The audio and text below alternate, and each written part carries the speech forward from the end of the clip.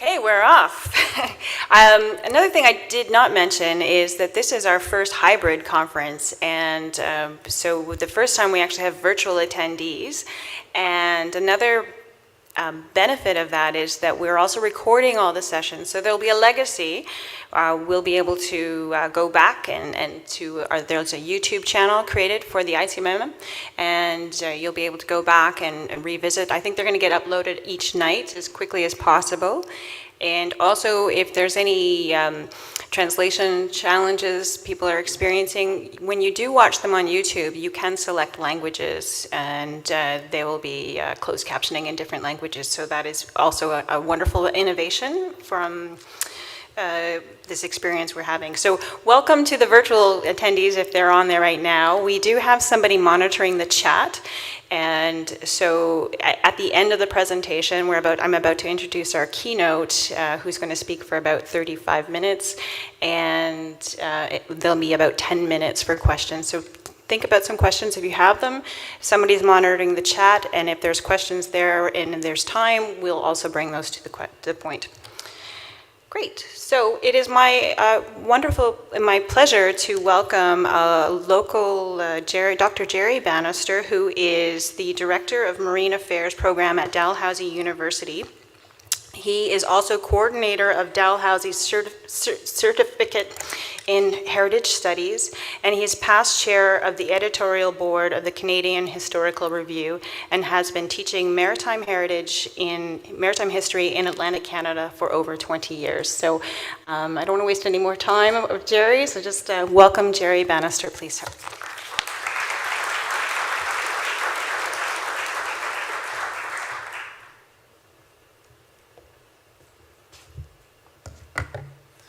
Great. Thank you, Kim. Thank you so much. I want to express my gratitude and appreciation for the invitation to be with you today. I think, like a lot of us, this is the very first in-person event of this kind, a conference that I've attended since before the pandemic. So it feels both weird and different and very familiar. And it's just been wonderful to be involved and to be talking about the really exciting, the kind of the lineup of papers and the events are, there's so much going on this week.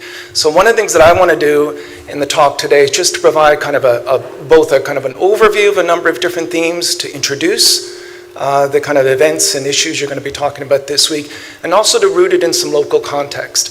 So one of the first things, and Kim has already alluded to this, is a land acknowledgement that we do. I know it varies across the country and it varies between and within countries. So we are here in Mi'kma'ki. The key term we use is unceded Mi'kmaq territories. So when Kim talked about treaties are metaphors a lot of the time and they're issues, but it's actually literal. So we have peace and friendship treaties here. So what we say is that we're all treaty people. And some of those treaties, particularly the Treaty of 1761, which led to the Marshall decision, have ongoing kind of living impacts on us, particularly in terms of resource rights in the fishery. So, and I asked Kim to interrupt me gently in around 30 minutes.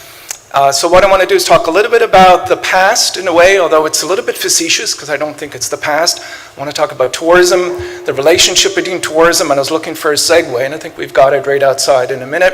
Then I want to talk about heritage, and in a way it's kind of taking us a little bit outside of the kind of the practical and professional dynamics. So I'm a bit of an outsider in a way. I'm a professor, I'm a teacher, I'm not a heritage practitioner.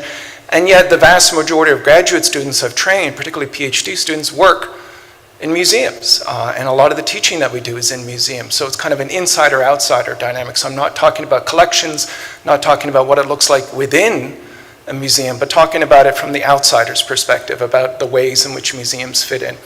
So I want to talk about tourists and the tourism gaze, which is this, it still permeates. I think we talk about it in the past as a heuristic or as a caricature, but I want to kind of reflect on why it's important today and talk about heritage and decolonization. And then hopefully, if time permits, I want to talk about something I'm particularly interested in marine affairs, and is something you may talk about in some of your sessions this week, which is ocean literacy. And I think that's an opportunity. When there were remarks at the beginning talking about where the discipline or disciplines can go, because this is an interdisciplinary environment. I think ocean literacy, from my perspective at Marine Affairs, which is an interdisciplinary unit in the Faculty of Science, is a really exciting area. So that's where I'd hope to get to at the end. So, in terms of the, in terms of tourism, you can't escape it. And I was wondering this morning, how am I going to introduce this theme? The relationship between the work that you do as practitioners on a daily basis in your careers, and of course this association spanning 50 years, and there it is right outside, the cruise ship. And tourism, I think, in some ways permeates, it's a context, it's both a cause and an effect. It's what museums, one of the things in terms of drivers of revenue, in terms of when hundreds, literally, or thousands of people come off the cruise ships and flood Pier 21 and flood the MMA, it's extremely important in terms of what that does, but it's also in terms of what museums do for setting that infrastructure, what tourists want to see. So it's a kind of a symbiotic relationship. And I think for those of us who've been studying and researching and debating tourism for 20, 25 years now, I've been writing about it, it's kind of easy to fall into a kind of an easy critique. And the tourist gaze phenomenon and the ways in which the literature, the international literature captured that, I think was quite right in terms of being critical, and we should be deeply critical of what tourism does. And again, we had comments in the beginning talking about carbon offsets, but I think we also need to have a little bit of humility and realize we're still practicing it. So if you're participating in a conference, we're also then tourists ourselves. So the ways in which studying and conferences and the ways in which tourism permeates so many different things that we do, I think in a way that it's still relevant. So in the Nova Scotia context, just to give you kind of a bit of a local flavor, this is a kind of the iconic text, and I think for those of you who aren't from Canada, I'm sure it's not a work that anyone would be familiar with. Anyone from this part of Eastern North America, it's a key text, and it really set the dialogue, and I think in a framework that's still with us today in 2022. So this was the key work published in the 1990s, so it's 30 years ago, and it kind of set the framework, which I think we're still dealing with today in Nova Scotia. I think, and again, depending on where you're from and what your national context is, it to varying degrees could be something that your institution and your profession is still dealing with. And one of the key features is anti-modernism. All right, the idea that history, and I would argue maritime history in particular, has a particular anti-modern focus, particularly in terms of age of sail, particularly in terms of a nostalgia, particularly in terms of the timelessness of the sea. And that's a theme I want to get to at the end, because there's a paradox for those of us engaged in maritime history. It's something I've wrestled with, which is the sea is seen as timeless. That's why people want, and that's part of the mystery, it's part of the attraction, that's part of why everyone wants to be near it, right? It's this idea that it's something which is ahistorical, it's outside of time. The sea is always there, it's unchanging, it seems to be a part. But the question is, how do we then study it? How do we then historicize and talk about something that in terms of most cultures is seen to not have history? And I think that's one of the challenges today with ocean literacy, which does not have a large historical context. If you look at the UNESCO website, if you talk to people involved in oceans literacy, it's an amazing effort and movement, but it's actually very little historical conversation, right? Very little discussion about history as a lived experience. And rather than seeing that as a problem, I think it's a challenge. So this inheritance of folklore, and this is part of what you'll all be doing this week, and I made sure I took this just from a website, so this is Peggy's Cove, right? So these stereotypes are still with us. We can't transcend them. We can understand them. We can critique them. And I think museums, rightfully so, in some ways stand in opposition to that. Right? We don't want to commercialize the past. We want to understand it and honor it. But I think it's still there, and there in powerful ways. There's, of course, the stereotype which you'll see, which is Canada's Oceans Playground, which is still with us today. I mean, this is from the 1930s, and here we are in 2022, and yet there's these heuristics, these ways of understanding the past. For me, and when I teach maritime history, one of the things we do at the beginning when we talk about tourism, when we talk about heritage, and we talk about what museums and archives do, what their mission is, we said, what an interesting way to juxtapose the ocean as a playground. Now, for people like me, I'm from Newfoundland originally, the ocean was a place to work, coming from a fishing family. It's anything but a playground. And yet, as a heuristic, as a way of understanding the past, this gets what I call hardwired into cultures. And it's both very difficult to overcome that, but I also think from our perspective as practitioners, it gives us an opportunity to understand what that means. and in terms of where things have changed and what we see, and you'll see it walking along the waterfront. You cannot escape it. Is this rebranding, and what we see in terms of the Nova Scotian context, and you see this, I'm sure, in a lot of different contexts, is from, the sea is still there, but I think the anti-modernism is drained away over the last, as long as I've been studying, the 20, 25 years. And so the folkloric aspects have drained away. All right, so there's fewer pirates running around, there's fewer, some of the tropes are no longer there, they'll be harder for you to find when you're on the waterfront, but it's more experiential, it's more entertainment, it's more right out there. I've got the prop, the cruise ships, and the question is, what does that do? What does that do for you as maritime and maritime professionals working in museums? And what does that do, and I know for the challenges of when I bring my class here, when you're trying to teach and when you're trying to work and you get literally a tsunami of tourists flooding in, which are very important drivers to the local economy, which have literally millions of dollars of supports in the system. And the question is, what does that do? Or what should it do? I guess is the more important question. Should museums stand outside of that and try to pretend, or at least create a space which is outside of the tourist gaze? Or should it be embraced? Or should there be some other juxtaposition? And I think in Nova Scotia, out of all of the Canadian provinces, I would argue it has the strongest kind of commitment historically to looking at oceanic and maritime cultures and kind of deeply embedding that within both the tourism sector and the heritage sector. So there's these very deep, talk about 50 years, where there's more than a 50-year deep association. And I think it's kind of a starting point or a cornerstone.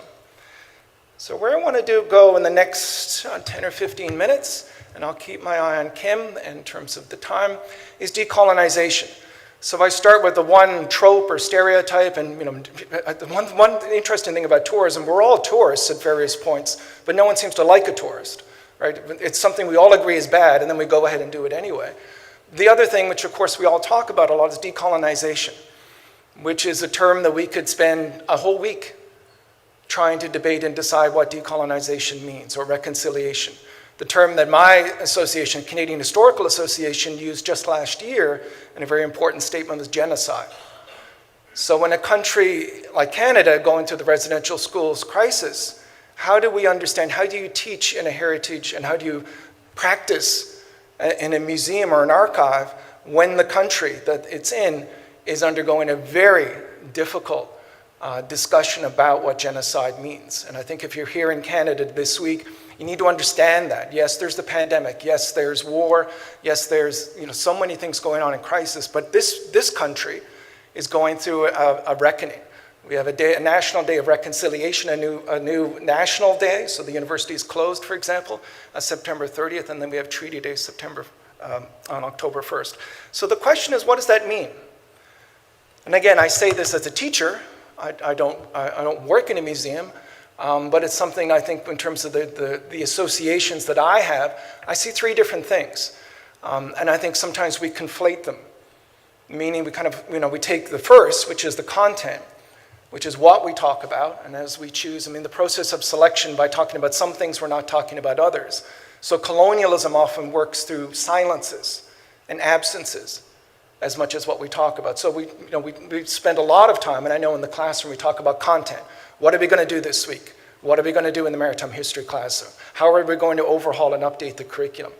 But I think the second point is one that's in some ways more critically important, I think, in a way, because it's not what you study or what you put in your exhibit, it's how you do it, right? It's what the perspective is. I think you could take the exact same exhibit, but if you have a different perspective, a different way of framing it, then I think it's actually doing a better job in some ways in terms of anti-colonialism or decolonization than simply putting in new content.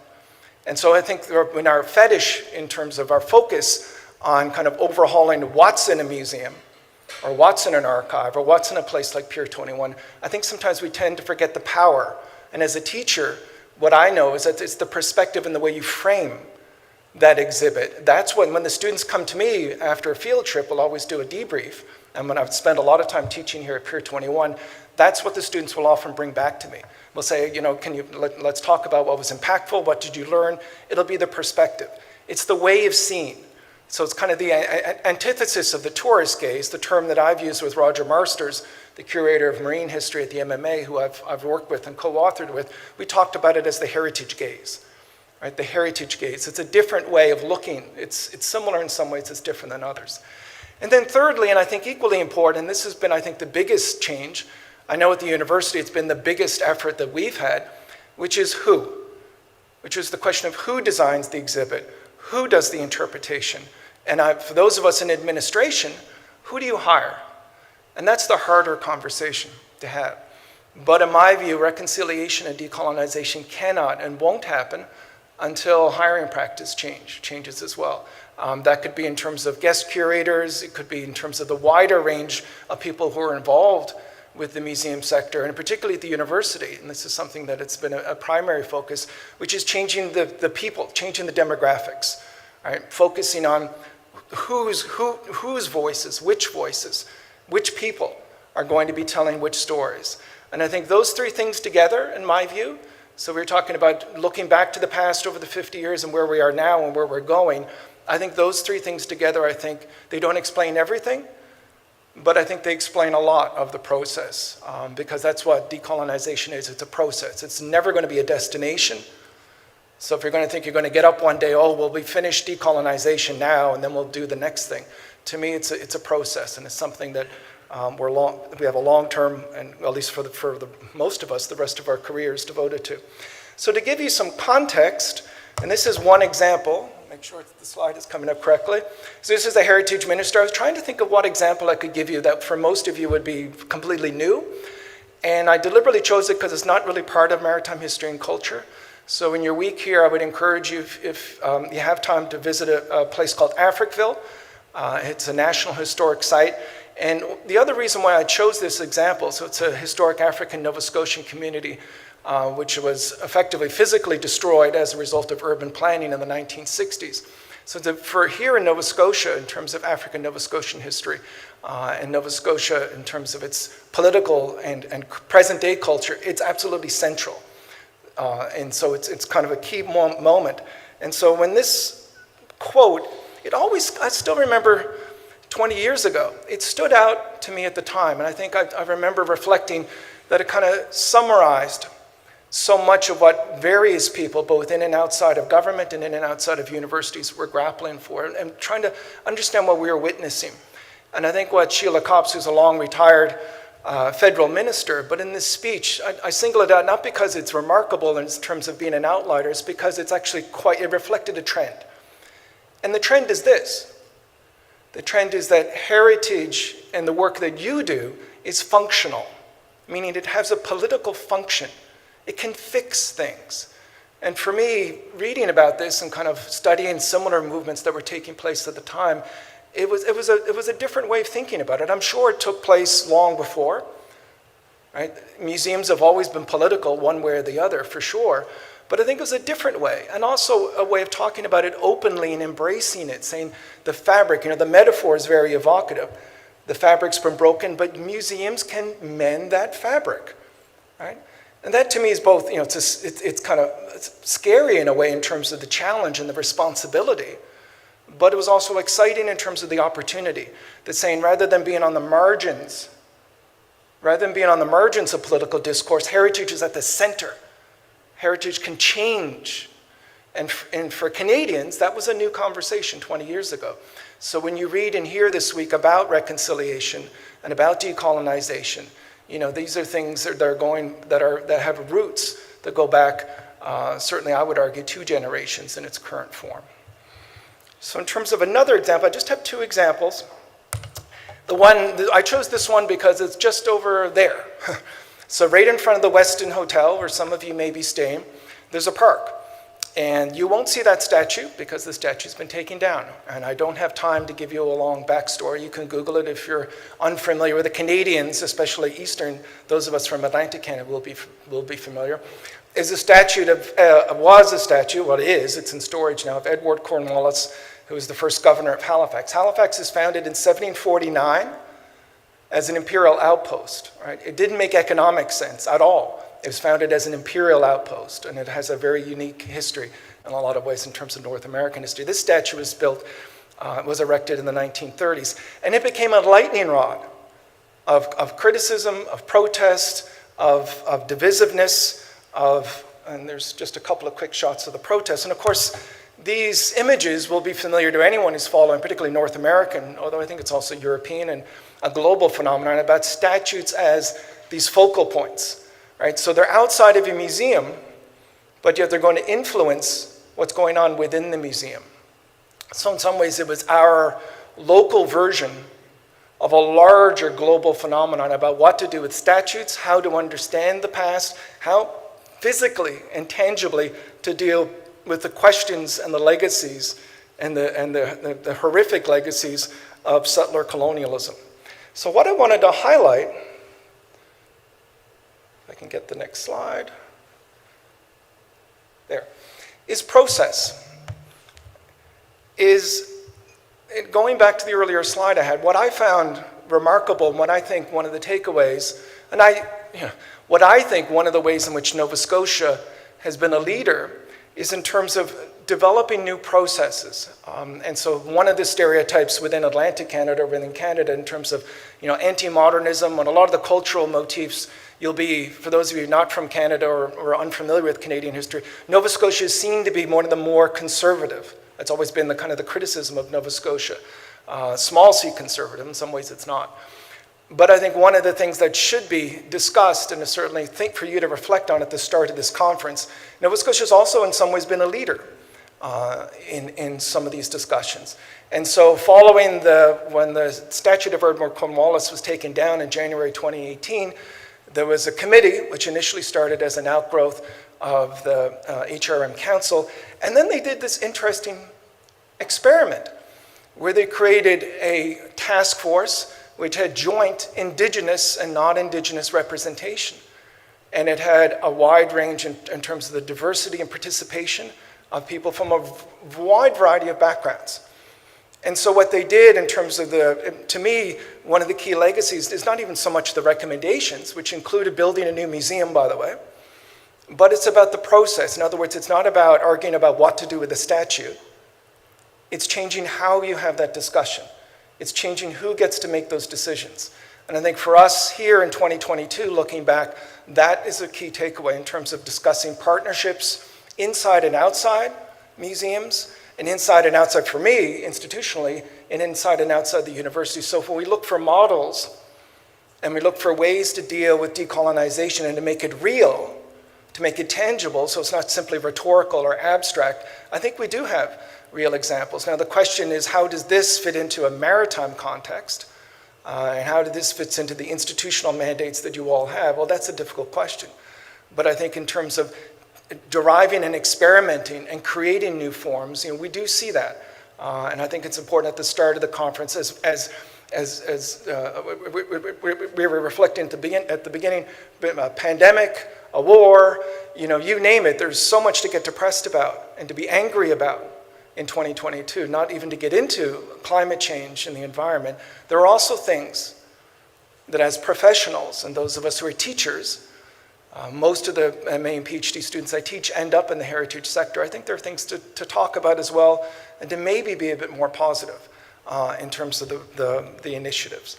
And so the final example within the last part of this part of the talk is, and I would hope, or depending on when you arrived, I know people are just arriving today, this is reconciliation and heritage and decolonization in practice. So I would urge you, strongly urge you and encourage you at some point to spend more time. I'm not, in today's talk, I just want to give a shout out and kind of highlight the new exhibit, Indigenous Maritime exhibit at the Maritime at the Museum of the Atlantic, because my sense, and again as an outsider, although I have close friends and colleagues working on the exhibit, what they tried to do from the beginning is rethink how you do an exhibit, not what's in the exhibit necessarily. And I think the legacy of this new exhibit, and it's still, we're still bringing students through. It's still something that we're kind of digesting and publicizing and discussing is kind of talking about it as a process, talking about the ways in which partnerships within and between different peoples, and particularly thinking about settler colonialism in a critical way. We have an example here. And I would encourage you, when you visit the Maritime Museum, to pay particular attention to it, because it's the way that it was designed, to me, is the key feature. Now, the final portion of my talk is I want to talk about interdisciplinarity. And I'm going to do a quick check of the time. So I'm going to talk about 10 minutes or so. I'm looking over a little bit nervously at Kim, but she'll kind of let me know when, because we want to make sure we have time for question periods. And also, I forgot as well, kind of a shout out and a hello to everyone who's live streaming. Part 3, where I wanted to end it is an interdisciplinarity. And the question of where are you, people working in maritime museums, what role should you have in the larger interdisciplinary conversation about oceans literacy? Ocean literacy. I still say oceans literacy, but I know my students, I supervised several students last year working in this field in the Marine Affairs program. One of the key kind of debates is, should we even say oceans? Should we say ocean? And this kind of key idea of understanding the power and the role of knowledge. Now, the question for us, I think, is what type of knowledge? What type of research? Where does history belong in a discussion about ocean literacy? I think everyone I've talked, I haven't met anyone yet who disagrees that public education isn't vital. Where I think we need to have a better conversation is about what kind of education. Because the data and the research reports and the dialogue that I have, it's still very heavy in oceanography, in the natural sciences, in terms of marine biology. And I think there's this space there, an opportunity there for us to engage. In terms of, just to give us some more specificity, I know a lot of you may be familiar with this, in terms of understanding an ocean's influence. And the question is, how do we understand influence? I mean, it's this paradox that I started with and I want to come back to, which is understanding a phenomenon or understanding a thing or a condition, or it's most of the world, as something which is typically seen as ahistorical. It's typically seen as something that doesn't have a history. Water, ocean, currents. How do we understand that? How do we understand the relationship between ocean and ocean literacy and waterfronts, or fisheries, or in terms of human habitation? And so there's this question of the way in which ocean literacy gets defined, and I think that's one of the key, kind of the next tasks will be to work on bringing history, historicizing that process, and bringing that into the conversation. Because for me, in Marine Affairs, as the director of the Marine Affairs program, that's where the field is going, that and blue economy. We get asked all the time when you're running a program, what's the next field? What's one of the cutting edges? Where should I'm thinking about a thesis or research project, and I say, well, from my little vantage point, ocean literacy is a really exciting area. It's generating lots of interest. It's generating a lot of public engagement. But I think there's a lot more work to be done in terms of defining it, in terms of defining values. And ocean literacy sounds really appealing, but when you peel it away, like peeling away an onion, the values are ones that are so universal that they can mean everything and nothing, right? If something applies to everything, well, then it ends up getting drained of its meaning because it's too universal, right? So for historians, we're always looking to talk about, when things are segmented, when they're partial, when they're when points of tension and development and change, whether it's technology or environmental, culture, or political. And I think that's difficult because it's taking something which is holistic, and that's been the big trend. Everything is getting more and more holistic now in oceans research. The problem for a historian and for curators, that's not how we think. That's not what we do. An exhibit, by definition, is not going to be holistic, just regardless of how broad it is. So my conclusions, and I think I'm doing okay for time, is kind of walk us back through in terms of however much we think we're beyond the tourist gaze. It's right out that window right there. And I think that is still something which is the past, what I call the article that Roger and I did, the past in the present.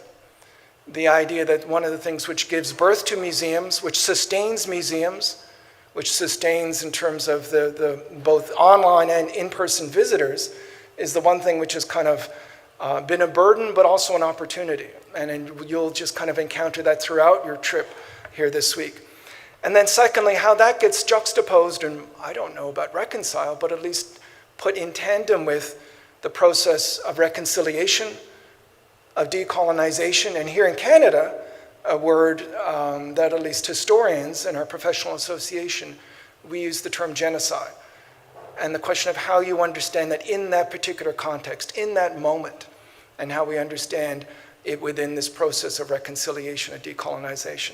And then finally, it's taking it in the other direction, which I would argue perhaps is the next wave or next generation, which would be rather than talking about changes within our disciplines, is interdisciplinarity and having a bigger and larger conversation and maybe a bigger place at the table alongside oceanographers and marine biologists and all the amazing work that's being done to understand the oceans physically, but to try to grapple with them culturally. And to me, if you're going to do the first part, which is decolonization, there's no way then you could rely on traditional science to kind of give us a full understanding of what oceans literacy means. So for me, that would be kind of the opportunity, I think, as you, as an association, reflect on 50 years in the past, and then where perhaps museums could be going in the future. And Kim, I think I'm doing okay. Thank you. Yeah, so we'll leave it for questions.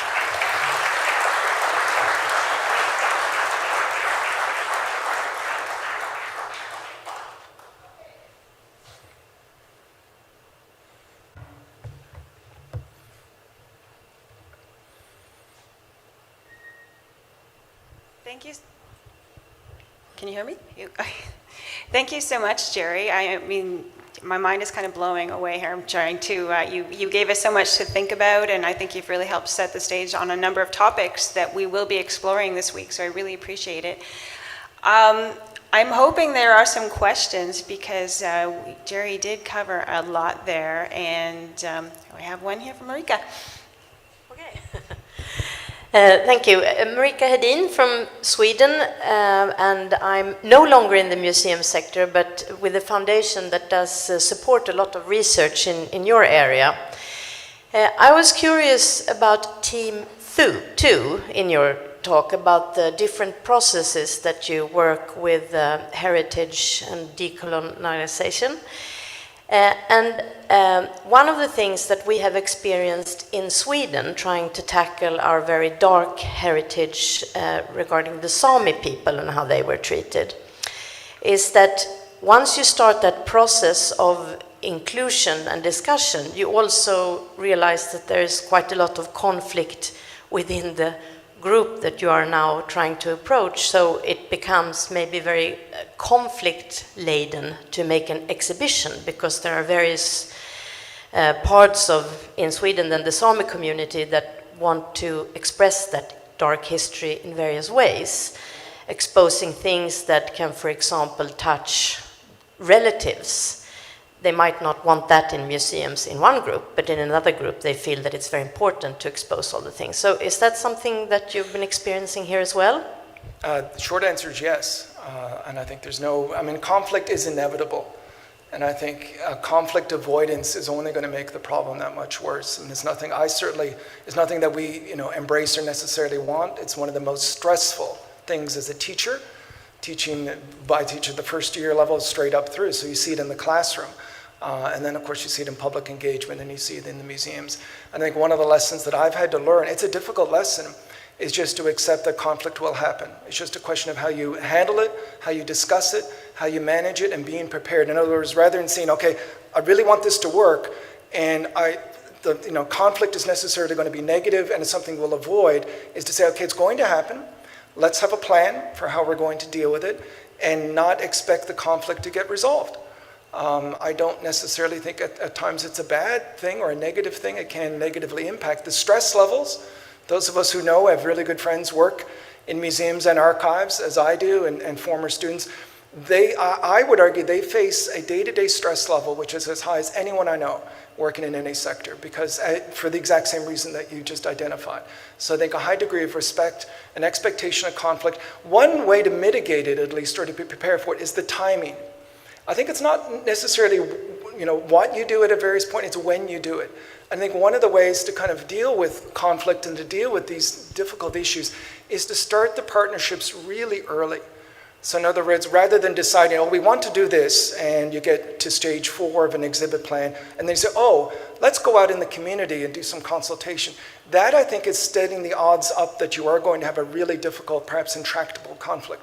But I think if you start the process earlier, so for myself, when I'm designing a course, or when I'm taking the students out of the classroom, or when I'm bringing an elder into the classroom, is at the very point of inception to have that conversation so that you're doing a true partnership. It's hard when we're under so many time pressures, and it's even harder now with the pandemic.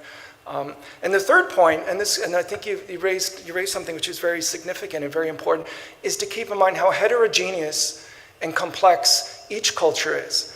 And there's a temptation. I tend to be sometimes wary. In Canada, we use the term settler colonialism. And settler colonialism can be a very useful concept. It's an international term that's been used globally in global scholarship for about 30 years now, or the last 15 years it's really taken off in North America.